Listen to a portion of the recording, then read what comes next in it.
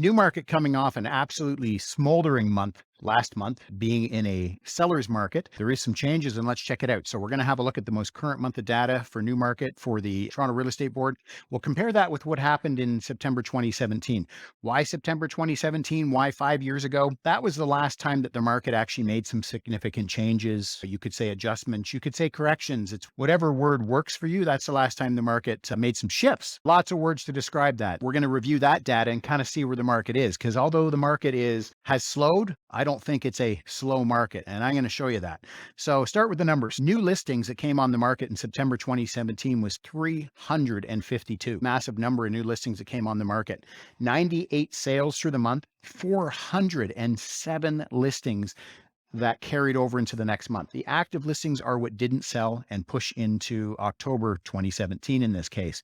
So 400 active listings, lots of listings on the market back then. So August 22, we had 121 new listings come to market, 80 sales, and 126 active listings, which pushed into September. September, we had 139 new listings come to market, and that's across all home types. So condos, semis, towns, links, everything. 75 sales through the month.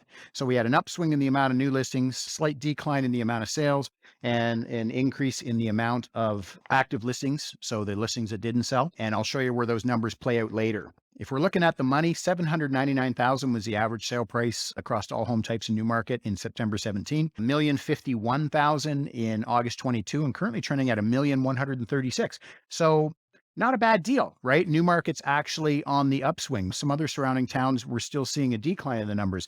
And these are the micro markets that when you're watching the media and the overall general stats in the GTA from Toronto Real Estate Board, overall the numbers may be down. Overall, the price may be down, but these are the micro markets. And this is why I do individual town specific market update videos, because then you can really lens out the real data, right? So again, slowed market, but not a really slow market. The SNLR stands for sales to new listings ratio. It is known as the absorption rate. It tells us out of the homes coming on the market each month, what's the percentage of them that are actually selling.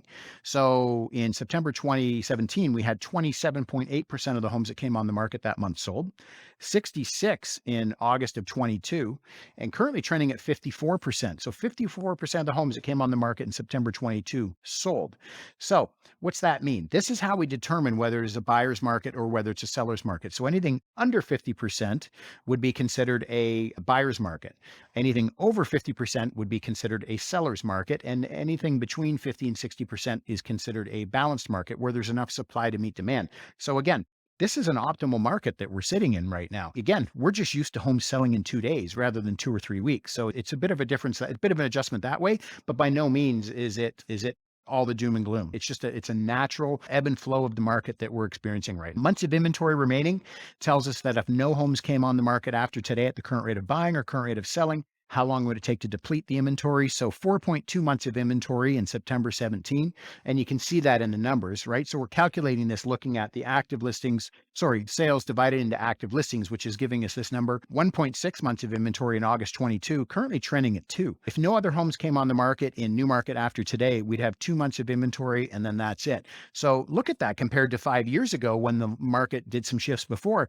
We're less than half. And again, this number would indicate that we're in a balanced market. This is the ideal market where there's enough supply to meet the demand, where stuff is still selling under 3 weeks. This is actually not a terrible market we're in right now. Sale price to list price ratio, homes selling at 97.6% of ask in September 17, 96.6 in August 22, and currently trending at 98.1. Now, we are seeing a lot of homes where people are still competing for them. Multiple offers, like the intentional underpricing of homes and holding an offer date is coming back a little bit. It depends on the house. It's one of those strategies that's still out there around a little bit, but largely we are seeing homes sell under asking for the most part.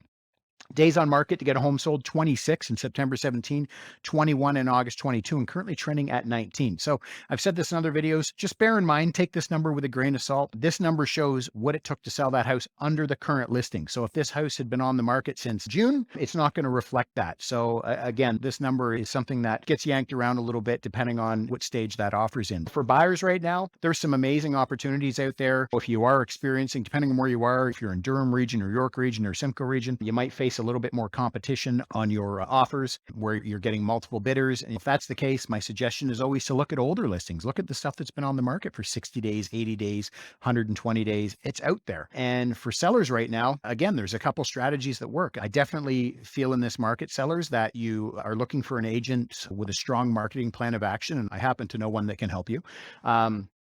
And a strong online presence. But price is not something that you're going to play with like we did earlier in the year. Prices, you're going to have to really tighten up your price and or come up with a strategy where you might be intentionally underpricing and holding an offer date. It really depends on what's going on in your neighborhood. So there is a few strategies you can employ, and I'm happy to talk to you about that. Feel free to reach out to me.